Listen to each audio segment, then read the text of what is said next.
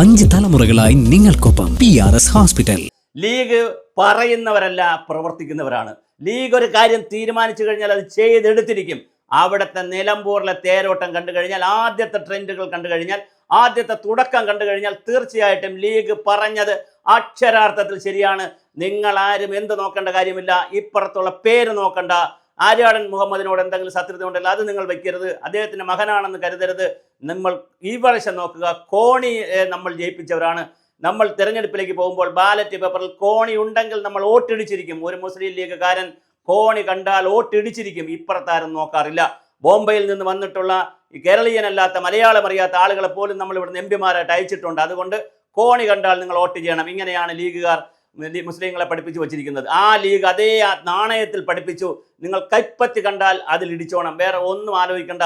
നിങ്ങൾ ballot electric മെഷീനിൽ നോക്കുക, അതിൽ കൈപ്പത്തി ചിഹ്നം നോക്കുക, അതിൻ്റെ നമ്പറിൽ ഒന്ന് പ്രസ് ചെയ്യുക, നിങ്ങൾ പൊക്കോളുക. വേറെ ആര് മത്സരിക്കുന്നു ചിഹ്നം ഒന്നും നിങ്ങൾ നോക്കാൻ പാടില്ല. അങ്ങനെ വളരെ എണ്ണയിട്ട യന്ത്രം പോലെ ആളുകളെ ഒരു ചിഹ്നം പോലും കാണാൻ അവസരം കൊടുക്കാത്ത രീതിയിൽ ആളുകളെ പഠിപ്പിച്ചിറക്കിയത് ലീഗാണ്.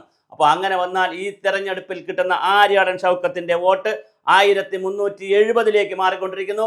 അങ്ങനെ 1370 മാറുമ്പോൾ ആ വോട്ടിൻ്റെ മുഴുവൻ ക്രെഡിറ്റും നമുക്ക് കൊടുക്കാൻ കഴിയുന്നത് കുഞ്ഞാലിക്കുട്ടി സാഹിബിനും ബാപ്പുക്കായ്ക്കും അതുപോലെ ഡോക്ടർ മുനീറിനും ലീഗിനുമാണ്. കാരണം KC വേണുഗോപാൽ തന്നെ പറഞ്ഞല്ലോ, അവരുടെ സ്വന്തം തെരഞ്ഞെടുപ്പ് പോലെ കണ്ടുകൊണ്ട്, അവരുടെ സ്വന്തം സ്ഥാനാർത്ഥിയെ പോലെ കണ്ടുകൊണ്ട് ആര്യാടൻ ഷൗക്കത്തിനെ ജയിപ്പിക്കുവാൻ വളരെ കൃത്യമായി ഉണ്ടായിരുന്ന ആളാണ് ഉണ്ടായിരുന്ന സംവിധാനമാണ് ലീഗ്.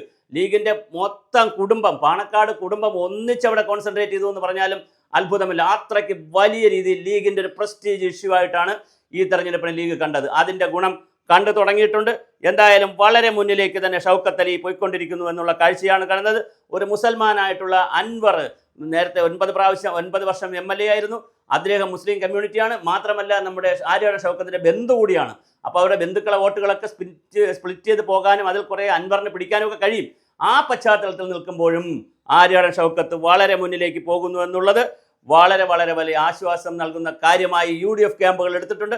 പ്രത്യേകിച്ച് നമുക്ക് ഇപ്പോൾ ഒരു മുട്ട ഓംലെറ്റ് അടിക്കാൻ കഴിയുന്നൊരു ചൂട് നമ്മുടെ സതീശൻ്റെ തലയിലും മൂട്ടിലൊക്കെ കാണും, VD സതീശൻ. കാരണം അദ്ദേഹമായിരുന്നല്ലോ ഇതിൻ്റെ ചാമ്പ്യനായി ക്യാപ്റ്റനായി നിന്നത്. അപ്പോൾ അദ്ദേഹത്തിൻ്റെ നെഞ്ചിടിപ്പ് ഇപ്പോൾ കാണാം. അത് നമുക്ക് അദ്ദേഹത്തിന് നല്ല രീതിയിൽ അദ്ദേഹത്തിന് നെഞ്ചിടിപ്പുണ്ട്. പക്ഷേ നെഞ്ചിടിപ്പ് കുറഞ്ഞു വരുന്നുണ്ട്.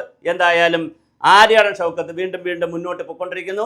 1370-80 എന്നുള്ള നിലയിലേക്ക് 1400 നീങ്ങുന്ന രീതിയിലേക്ക് പോകുന്നു. 2000 പോകാനുള്ള സാധ്യതയാണ് കാണുന്നത്. ഇവിടെ ഇപ്പോൾ 2000 എത്തിക്കഴിഞ്ഞു. പല ചാനലുകൾ പ്രകാരവും നിലമ്പൂരിൽ നിന്ന് കിട്ടുന്ന ഞങ്ങളുടെ റിപ്പോർട്ട് അനുസരിച്ച് ഏകദേശം 2000 അടുത്തുകൊണ്ട് ആര്യാടൻ ഷൗക്കത്ത് നീങ്ങുകയാണ്. ആര്യാടൻ ഷൗക്കത്തിൻ്റെ വിജയം ഉറപ്പിച്ചു കഴിഞ്ഞു.